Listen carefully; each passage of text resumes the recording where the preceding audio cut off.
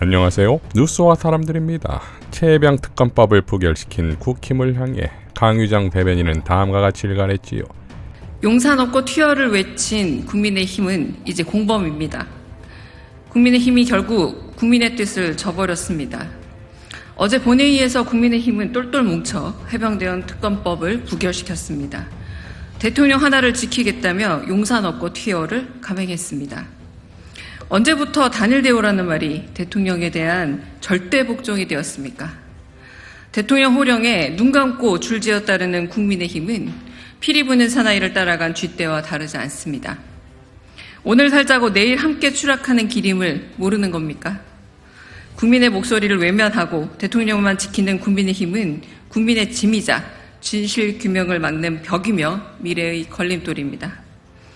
대통령실은 한술 더 떠 맹목적 호위무사가 된 국민의힘을 두고 당과 대통령실, 국가대의 책임지는 공동 운명체에 운운하며 추켜 세웠습니다. 차떼기당이 이제 표떼기당이 됐습니다. 국민의힘은 해병대원 수사 외압 사건의 진실을 은폐한 적극적 공범입니다. 심지어 여당 원내대표는 탄핵열차에 시동을 걸려는 의도라며 대통령의 무차별 거부권 횡포까지 야당 탓을 했습니다. 하지만 모든 증거와 상황이 대통령실을 향하고 있습니다. 윤 대통령이 사건 이첩 당일 이종섭 전 장관과 직접 3차례나 통화를 한 사실도 새롭게 드러나고 있습니다. 야당이 탄핵 신호를 건 게 아니라 여당이 탄핵 급발진을 했습니다. 이제 국민들의 집단 리콜만 남아 있습니다. 대통령실 없고 동반 침몰을 선택한 여당은 국민의 분모를 감당해야 합니다. 더불어민주당은 22대 국회에서 민심을 짓밟는 정부와 자기 속 챙기기에 몰두한 여당의 책임을 강하게 묻고 진실을 규명하겠습니다. 자, 부결되고 나서 윤석열의 개인폰으로 이종섭과 통화했다는 특종이 나오자 좀 더 일찍 보도되었으면 하는 아쉬움이 있는 반면 이제 국힘은 완전 빼박 공범이자 폭망의 운명 공동체가 된 것이지요. 그러니 22대 국회는 그야말로 탄핵 국회가 되어지요. 이를 모두 간파한 듯 이재명 대표는 다음과 같이 보여했습니다. 지금 국회가 헌법이 보유한 제대로의 권능을 인정받지 못하고 있습니다. 자료 제출 거부는 기본이고 출석도 안 하고 와서 아주 대놓고 거짓말하고 그러다 보니까 요즘은 아예 법정에 가서도 누구 처벌하기 위해서 소위 모해위증 거짓말하는 게 일상이 됐습니다. 이번 박정훈 대령 재판 과정에서도 위증이 있었던 것 같습니다. 그리고 국회에서도 관련 위증들이 아주 난무했던 것 같습니다.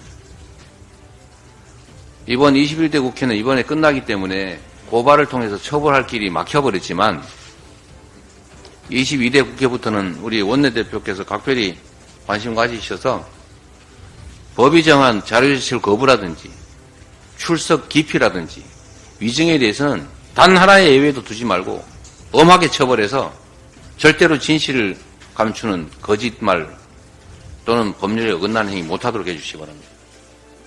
그리고 국정조사나 현안 질의나 청문회를 좀 활성화해서 이 정부나 수사기관이 하지 않는 일들을 국회가 최선을 다해서 대신해 주시기를 바랍니다.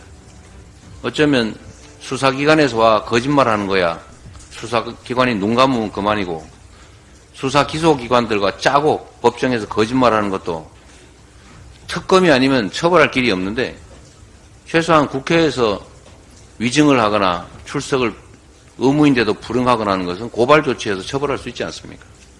특히 공무원들은 이 국회 위증에 대해서는 벌금형이 없기 때문에 와서 위증한 게 고발돼서 처벌받으면 아주 연금까지도 다 없어지고 공무원 자격까지 박탈될 수밖에 없는 상황이니까 이번 22대 국회에서는 이 국회의 권능을 최대한 활용해서 국회를 능멸하는 일이 없도록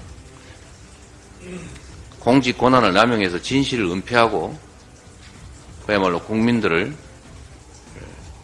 기망하는 그런 일이 없도록 해주시기 바랍니다. 이에 대해 원희복 전 경향신문 선임 기자는 다음과 같이 밝혔습니다. 이재명 대표의 계산된 무서운 발언, 민주당 이재명 대표가 오늘 무서운 발언을 했다. 대부분 언론은 이 발언의 의미를 잘 모르는 것 같은데 이는 무서운 경고다. 일전에도 말했지만 문재인 정부는 너무 순진하고 무기력해 관료를 장악하지 못했다. 그 결과 관료에 끌려다니다 변변한 정책 시행도 못하고 끝났다. 오늘 이재명 대표는 공무원 연금 못 받게 하겠다고 말했다. 이 말은 윤석열 정부의 부당한 행정행위에 가담한 공무원이나 국회에 참석한 공무원이 허위 증언을 하면 고발해 유죄 판결을 받게 하겠다는 것이다. 공무원이 가장 믿는 것이 퇴직 후 연금이다. 국장, 차관 이상이면 퇴직 후 350에서 400만 원 연금을 받는다. 그러나 유죄, 벌금 이상 판결을 받으면 연금이 반토막 난다. 이는 금액으로도 수억 원, 노후가 완전히 파괴되는 것이다. 박근혜 정권 때 청와대 갔다가 유죄 판결을 받고 말년에 고생하는 사람도 적지 않다. 만약 3년 후 정권이 바뀐다면 무리한 수사를 한 검찰과 경찰, 정치감사를 한 감사원, 양평고속도로 노선을 바꾼 국토부 공무원 등이 1차 대상이 될 것이다. 특히 해병대 최상병 건에 휩싸인 군인의 경우 훨씬 심각하다. 군인연금은 일반 공무원보다 훨씬 많다. 국장이나 사단장, 사령관 1, 2년 더 하려다 노후 빈곤에 시달릴 수 있다.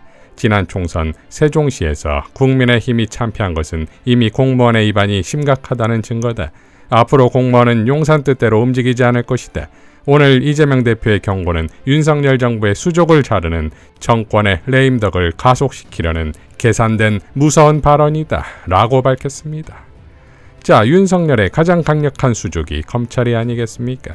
민주당 검찰개혁 TF 단장인 김영민 의원은 7월 초까지 법안을 만들어 의원총회에서 당론으로 추진하는 것이 목표라 밝히며 크게 두 가지 안을 통해 검찰 수사권을 제한하겠다고 밝혔지요. 1안은 기소권, 수사권 분리를 전제로 기소권을 가진 검찰청을 아예 폐지하고 별도 조직인 공소청을 신설하자는 방안이며 2안은 검찰청을 유지하되 기소권만 갖게 하고 검찰청 조직을 법무부 외청으로 두게 하는 방안입니다. 법 왜곡죄를 만드는 방안, 또 검찰의 무분별한 압수수색, 영장 남발을 통제하거나 검찰의 피의자 면담 과정을 조서로 남기도록 하는 방안 등도 논의 중입니다. 자, 이미 김용민 의원을 통해 최초로 검사 탄핵이 진행된 것이고 이 검사 탄핵이야말로 비리범죄 검사들에겐 저승사자임을 매불수에 출연한 이성윤 당선자는 증언했지요. 정치권에서 비판한다든가 언론이 비판한다든가 국감장에서 비판하는 거 신경 안 씁니다. 당연히 그러려니 해버려요. 그죠. 근데 작년에 이제 실력적으로 탄핵이 왔잖아요. 아, 그렇습니다. 이게 직접적인 타격이 오는 거잖아요. 네. 굉장히 무서워요. 이제 22대 국회에서 이재명의 민주당의 행보가 곧 대한민국의 운명이 될 것입니다. 윤석열의 대표왕 수족이었던 한동훈에 대한 특검 발의 관련 논평으로 마무리하겠습니다. 한동훈 특검법 발의를 앞두고 한동훈을 생각해본다. 국민의힘의 4.10 총선 참패 책임을 지고 사퇴했던 한동훈 전 비상대책위원장이 채 2달을 못 참고 정치를 다시 시작하려나 봅니다. 국민의힘 당대표 출마를 저울질하고 있다는 소식이 들립니다. 동네 도서관에서 책 좀 본다더니 며칠 전에는 뜬금없이 소셜 서비스의 KC 미인증 제품의 해외 직구 금지, 고령자 조건부 운전면허 문제에 반대 목소리를 내기도 했었습니다. 입이 있으니 말을 할 수 있습니다. 사회 여러 현안에 말을 얹고 싶기도 할 테죠. 그런데 참 얄팍합니다. 정작 중요한 정치 현안에는 입을 꾹 다물거든요. 최혜병 특검법 재의결 문제나 연금개혁 이슈에는 침묵으로 일관합니다. 연금개혁 문제 어렵죠. 압수수색하고 수사해서 범인 잡듯이 해결할 수 있는 문제가 아니니까요. 그런데 한 전 위원장이 좀 알만한 최혜병 특검법에 대해 한마디도 없는 건 왜일까요? 나도 윤석열 정부 비판할 줄 알아요. 이 정도는 보여주고 싶은데 윤석열 대통령과 각을 세우고 맞서기는 두렵기 때문일까요? 아니면 아직도 윤 대통령을 지지하고 있는 20%대의 지지층을 놓치는 것이 아쉽기 때문일까요? 조국혁신당은 내일 조국혁신당 1호 법안으로 한동훈 특검법을 발의합니다.